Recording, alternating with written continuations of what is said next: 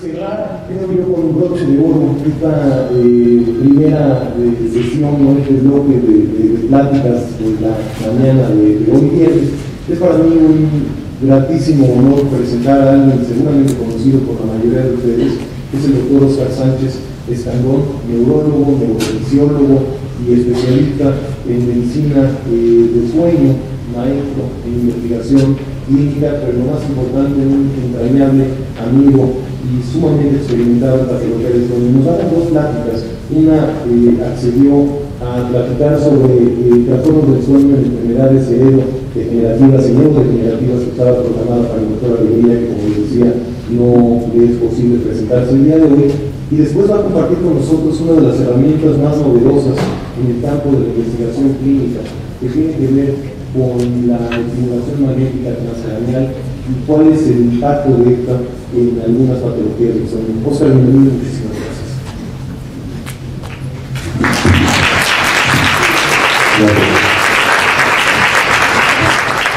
Como me tocaron dos y me queda media hora para jugar,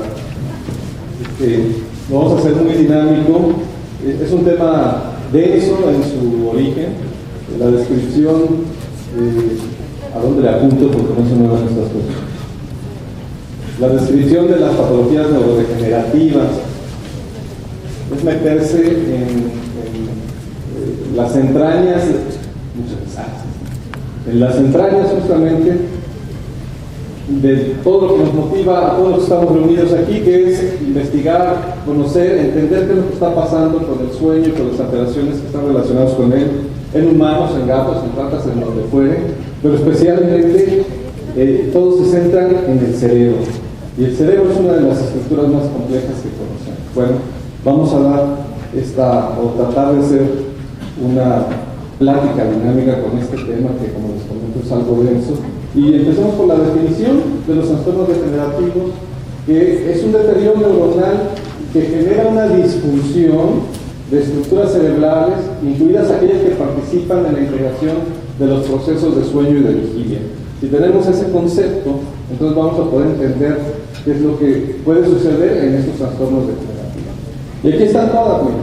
Clasificación por tipo de degeneración molecular. Tenemos el grupo de las sinucleinopatías, que son las muy famosas enfermedades de Parkinson, demencia por cuerpos de Lewy, atrofia de sistemas, neurodegeneración por acúmulo de hierro y causas postraumáticas. Las taupatías, entre ellas el otro gran grupo en donde encontramos a las demencias, especialmente la demencia de tipo Alzheimer, la demencia frontotemporal, la degeneración córtico-basal y todas estas que pertenecen a este otro grupo porque es otro el mecanismo que está generando la disfunción neuronal. Y las otras, en donde podemos encontrar también patologías que están relacionadas con este mismo mecanismo de degeneración de estructuras cerebrales, que es la esclerosis lateral amiotrófica, ataxias espinocerebelosas autosómico-dominantes y lesionadas por fibras. Bueno, vamos a entrar en qué son las alfa-sinucleinopatías. Es una patología en la cual la alfa-sinucleína, que es una molécula que pertenece o que es parte del neurófilo, del estroma que sostiene al tejido funcional cerebral, empieza de manera normal a formar parte de este estroma y ocasionalmente, como cualquier célula, se degenera y forma sus detritos. Sin embargo, en la patología de las alfa-sinucleinopatías, tenemos que esta degeneración está exacerbada, está complicada porque empiezan a generarse lo que llamamos los cuerpos de Lewy, que son acúmulos de fibrillas de este tipo de moléculas y que van a hacer que se acumulen en las uniones sinápticas de las neuronas. ¿Cuál es la consecuencia final? Que van a complicar la neurocomunicación y las intercomunicaciones de la neuromodulación cerebral. Este proceso es un proceso que tarda años, es un proceso que lo encontramos generalmente en personas adultas mayores y que nos va a generar muchos conflictos desde el punto de vista neurofuncional. Bueno, el otro grupo de patologías neurodegenerativas está relacionado con las taupatías y es un proceso muy similar, aunque aquí el detrito que se está generando es esta proteína tau que va a generar una degeneración progresiva que se va a agregar a los procesos de muerte neuronal y que van a generar una destrucción progresiva de lo que podemos considerar como el cerebro normal, hasta generar una atrofia que podemos verlo de manera macroscópica en estudios de imagen. O bien, en algunos casos, cuando hacemos autopsias. Bueno, pues, ¿cuál es en general la etiología de estas enfermedades? Bueno, son enfermedades que normalmente tienen componentes multifactoriales. Entre estos componentes tenemos factores tróficos, una degeneración o una pérdida neuronal de sitios específicos, por ejemplo la sustancia negra en el Parkinson, el acúmulo de toxinas, como ya mencionamos, estas sustancias o estas acúmulo de alfa-sinucleína y la taurina en el caso del otro grupo de las taupatías. Tenemos exotoxicidad generada por la acumulación de dopamina en el citoplasma, causas genéticas, estrés oxidativo que favorece este acúmulo de sustancias tóxicas, alteraciones mitocondriales y evidentemente el envejecimiento. Pues como no podemos mencionar todos, vamos a hablar de las más importantes de este grupo de trastornos neurodegenerativos, la, digamos, más típica enfermedad neurodegenerativa, o la que más en muchos foros y en muchos grupos de estudios se ha analizado, es la enfermedad de Parkinson.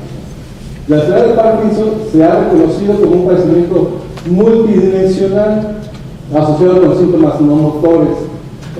Clásicamente pensamos en un paciente con Parkinson porque tiene un temblor, una manifestación motora. Sin embargo, el enfermo de Parkinson no solo tiene temblor, tiene disfunción autonómica, trastornos del estado de ánimo, alteraciones cognitivas, dolor, trastornos gastrointestinales, puede llegar a tener periodos de psicosis e importantemente trastornos del sueño. Eso es lo que nos ocupa. ¿Cuáles son los mecanismos fisiopatológicos de la alteración del ciclo sueño-vigilia en estos pacientes? Bueno, sí está afectado el sistema dopaminérgico en los pacientes con enfermedad de Parkinson, pero no es el único sistema que está afectado. Están afectados sistemas que participan en la regulación del sueño y la vigilia. Por ejemplo, hay estructuras que están implicadas como el lucus coeruleus, el núcleo continuo y el raje dorsal, que también se ven afectados por este mecanismo de acúmulo de alfa-sinucleína. Hablando ya del trastorno como un problema clínico, vemos que alcanza a una afectación en los pacientes con Parkinson hasta de un 60 a un 98% en cuanto a los trastornos de sueño. Y estos trastornos alteran significativamente la calidad de vida. Rendimiento bajo, pérdida de empleo, fatiga, disminución de la capacidad sexual, todas las cosas que nos hacen seres humanos normales y con un desempeño regular, pues se ven minadas en el paciente con enfermedad de Parkinson. ¿Qué ocurre en el paciente con Parkinson durante el sueño? Bueno, vemos que el sueño del paciente con enfermedad de Parkinson está fragmentado. Hay trastornos respiratorios que van a incrementar esta fragmentación del sueño. Tenemos movimientos periódicos de las extremidades, insomnio, pesadillas, parasomnias del sueño no motor, despertares confusos, sonambulismo, somniloquio y trastorno conductual. Durante la vigilia tenemos somnolencia excesiva diurna y es esperada, dando toda la gama de trastornos que presenta este paciente o el grupo de pacientes, en donde no duerme bien y el día siguiente estará con una somnolencia excesiva diurna y puede presentar también piernas. Bueno, el insomnio es uno de los síntomas principales que presentan los enfermos de Parkinson y es secundario a síntomas motores y no motores. Los síntomas motores nocturnos generalmente se deben a un efecto de waking up, es decir, el paciente se queda descubierto de su dosificación de dopamina. Y entonces, al acabarse el efecto de la dopamina durante la noche, pues empiezan a manifestarse nuevamente los síntomas parkinsonianos.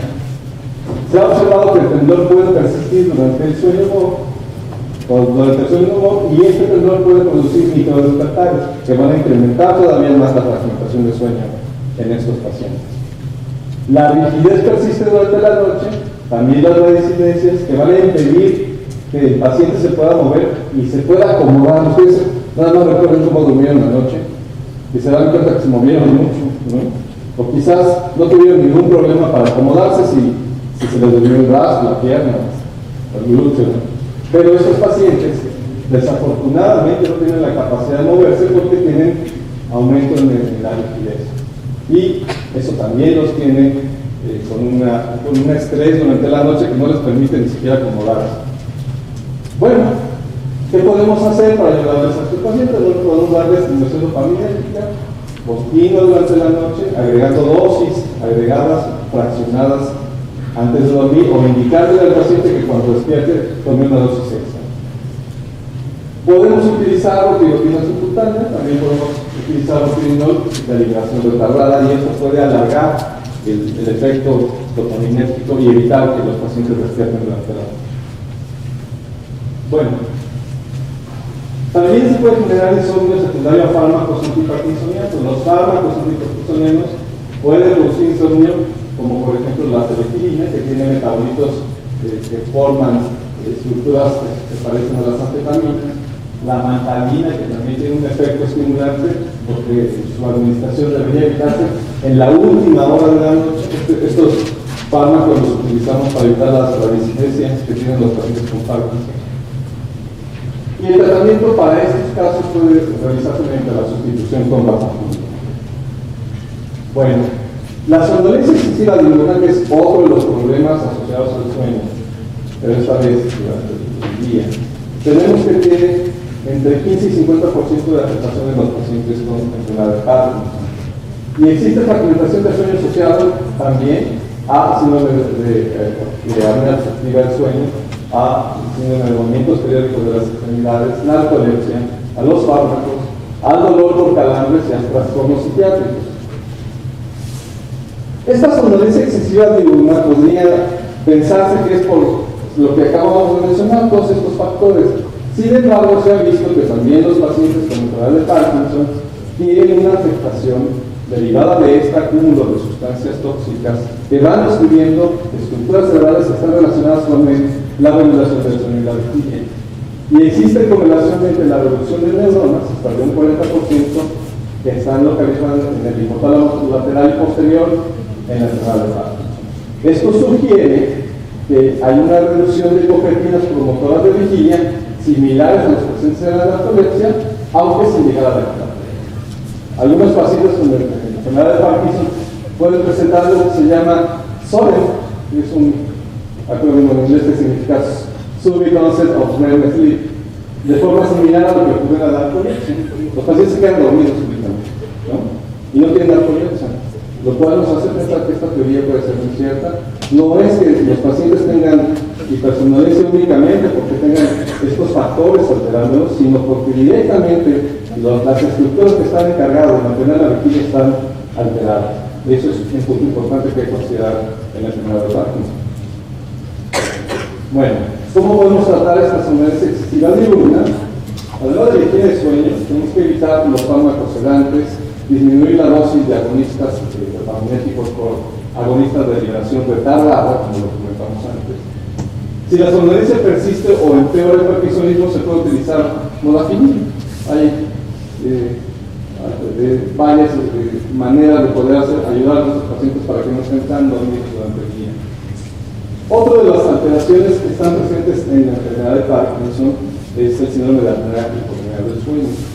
Y en el caso de los pacientes con una enfermedad de Parkinson, el 20% la presenta de moderada a severa intensidad de un índice, independientemente de su índice de masa corporal. ¿Alguien ha visto alguna vez un paciente con enfermedad de Parkinson obeso? Es difícil, ¿no es cierto? Por eso es que es un poco más complicado atenderlos, porque estos pacientes, más que una apnea obstructiva derivada de su índice de masa corporal elevado, pueden ser apneas mixtas o centrales. El patrón que pueden tener estos pacientes en cuanto al estudio de sueño, como ven aquí, es un hipnograma muy fragmentado en donde presenta los eventos respiratorios, ¿no es cierto? Tenemos también una desaturación mayor. Imagínense un paciente con Parkinson y hace pausas respiratorias y que no se puede acomodar para poder buscar una forma mejor de respirar durante la noche. Debe ser angustiante. Pues eso es lo que le sucede a nuestros pacientes. ¿Cómo nos podemos ayudar? Bueno, además del ajuste de los fármacos y todas las medidas que ya comentamos, podemos utilizar dispositivos como CPAP. Y estos dispositivos nos pueden ayudar a regular más o menos su problema respiratorio. Otro de los trastornos asociados a la enfermedad de Parkinson es el trastorno conductual del sueño morbo, en donde tenemos una afectación del 30-40% de los pacientes con Parkinson. Y como muchos de ustedes ya lo saben, es una persona caracterizada por la pérdida de la autonomía fisiológica durante el sueño morbo. Existen apariciones de episodios de descontrol conductual, generalmente muy violentos, que corresponden al correlato motor de la actividad onírica que el paciente podría tener en esa noche, es decir, actúa sus sueños, ¿no?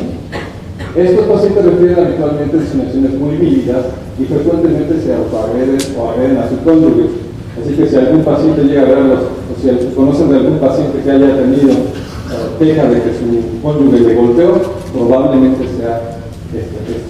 Bueno, hay que pensar bien primero, ¿cierto? Bueno, el 45% de los, bien, este dato es importante, el 45% de los pacientes diagnosticados con trastorno conductual de sueño morbo desarrollan una enfermedad neurodegenerativa después de un seguimiento de hasta 11 años, según INASO. Es decir, los pacientes que en algún momento debutaron con el trastorno conductual de sueño morbo, dándoles un seguimiento, tienen esta probabilidad, este porcentaje de presentar alguno de los siguientes: Parkinson, 30-40%. Prácticamente todos los sujetos que se hayan detectado con trastorno conductual de sueño morbo van a presentar atrofia de múltiples sistemas. 70% de los afectados va a presentar demencia por poder. Entonces, como ven, yo me acuerdo de un congreso que tuvimos también en Monterrey, en donde le pregunté a un experto, doctor, los pacientes que tienen movimientos periódicos van a desarrollar enfermedad de Parkinson. No, me contestó, bastante. Y vemos con el tiempo que estas cosas pues van cambiando, porque hacer análisis de las alteraciones neurológicas es un proceso largo, es un proceso complicado, porque hay que estar realizando análisis de muchos casos durante mucho tiempo, ¿no? 11 años me parece un buen tiempo para poder saber que la realidad cambia. Bueno, ¿cuál es la fisiopatología? Un poquito de los trastornos conductuales de sueño morbo. Está incrementada la actividad de los núcleos subceruleos y paraceruleos, disminuida la actividad de la sustancia negra, periaquilital, tegmento lateral, núcleos cueruleos, el núcleo policulocortino, ¿verdad? Está incrementando su actividad, y bueno, esto va a condicionar que se presente el sueño morbo. Pero ¿por qué se presentan los movimientos? Bueno, pues en estos esquemas vemos el sueño morbo normal, en donde la inhibición que va hacia el músculo, y aquí en esta electromiografía se ve una inhibición durante el sueño REM, en donde todas las estructuras que están íntegras en una persona normal, pues funcionan perfectamente. Pero en el paciente con Parkinson o en cualquier otra de las trastornos neurodegenerativos en donde se presenta trastorno conductual del sueño morbo, existe una falla en alguno de los relevos que están en la médula oblongata, ¿no? Y que probablemente estén condicionando una liberación de la inhibición muscular. Como vemos aquí, hay un registro electromiográfico positivo durante el sueño morbo en este caso. Bueno, algunas otras patologías neurodegenerativas en donde tenemos morcinatonía o trastorno conductual del sueño morbo, que es la ataxia espinocerebelosa y el síndrome de piernas inquietas. No sabemos si podemos tener, porque es difícil hacerlo en humanos, una muestra de estas regiones para saber si existe una pérdida o no de estas estructuras reguladoras de la vigilia y del sueño. Es complicado, ¿no? Pero bueno, vemos en el trastorno conductual del sueño morbo que hay el 45% del desarrollo del trastorno neurológico, como ya mencionamos, por medio a 11 años, y 5 años después del diagnóstico polisomnográfico, prácticamente podemos tener una de estas alteraciones. Bueno, Hablemos del otro grupo, de las taupatías, y empecemos con el Alzheimer, que es prácticamente la bandera a las alteraciones. Nuevamente hay placas neurolíticas, depósitos de péptido amiloide, la patología, la tau, los ovillos neurofibrilares se acumulan y van degenerando las estructuras de soporte y van alterando la neuroconducción entre las neuronas. Hay una pérdida neuronal y es la primera causa de demencia irreversible en edad avanzada. Aquí vemos este esquema donde se acumula el amiloide, se pierden las comunicaciones dendríticas, la neurona muere y hay una pérdida, como ya lo mencionamos, del parénquima. Tiene una incidencia en trastorno de sueño de 25%, en los casos leves a moderados, 50% severo. Hay agitación nocturna, puede haber sido una verdadera disfunción del sueño. Hay mayor incidencia en la población general, está relacionado al alelo ApoE. Existen muchos descartados de estos pacientes, hay somnolencia excesiva diurna y hay que dar tratamiento con regulación del ciclo circadiano. Los hallazgos polisomnográficos de estos grupos de pacientes, vemos que hay un incremento en el número de despertares, incremento en la etapa 1 sobre todo, disminución de usos de sueño complejos K, disminución del porcentaje de sueño en ondas lentas y disminución del porcentaje de sueño móvil. Bueno, la actividad electroencefalográfica en la vigilia de estos pacientes, vemos que tenemos registros donde hay el crecimiento de la actividad occipital, intromisiones de actividad teta y delta, incremento del ritmo lento que correlaciona con la severidad de trastorno. Entre mayor pérdida neuronal tendremos una mayor disfunción que se va a expresar como una disminución del ritmo de base. Y en el sueño habrá un enlentecimiento de las regiones temporales que correlaciona con el funcionamiento cognitivo, por eso es que se asocia también a una severa pérdida cognitiva. Otra alteración son las demencias de cuerpos de Lewy, que representa el 15 al 20% de los casos de demencia. Su patología es muy similar, hay un acúmulo de estas sustancias, que son los cuerpos de Lewy, especialmente en estructuras límbicas y neocorticales. Tenemos síntomas de parkinsonismo espontáneo, alucinaciones, fluctuación de la cognición y el nivel de alerta.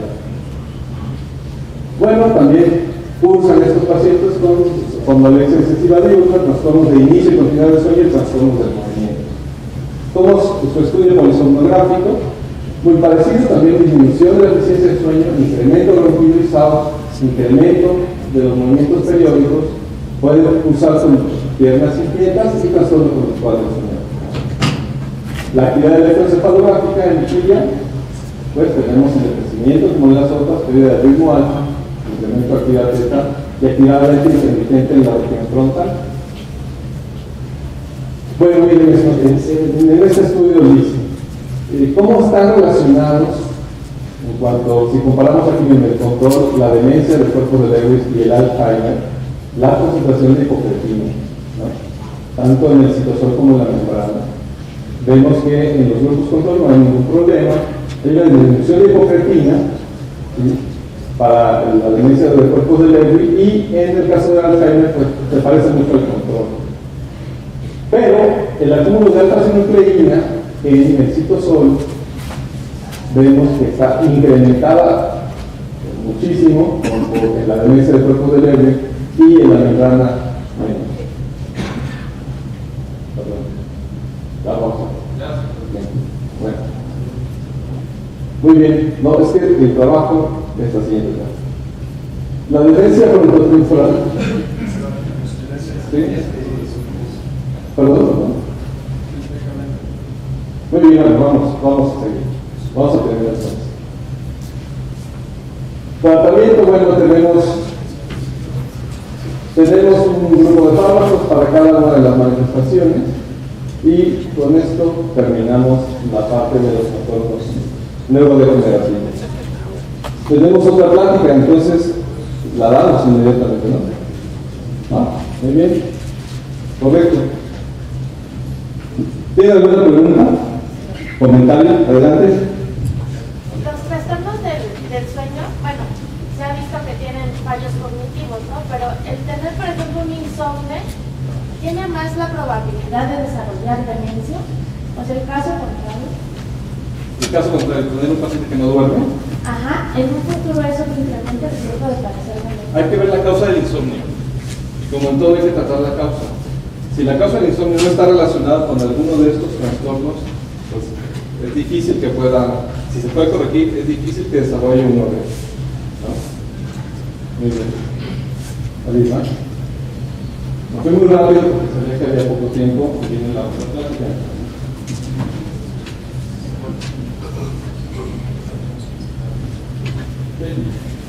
Si hubiera alguna otra pregunta, con gusto se las podemos responder.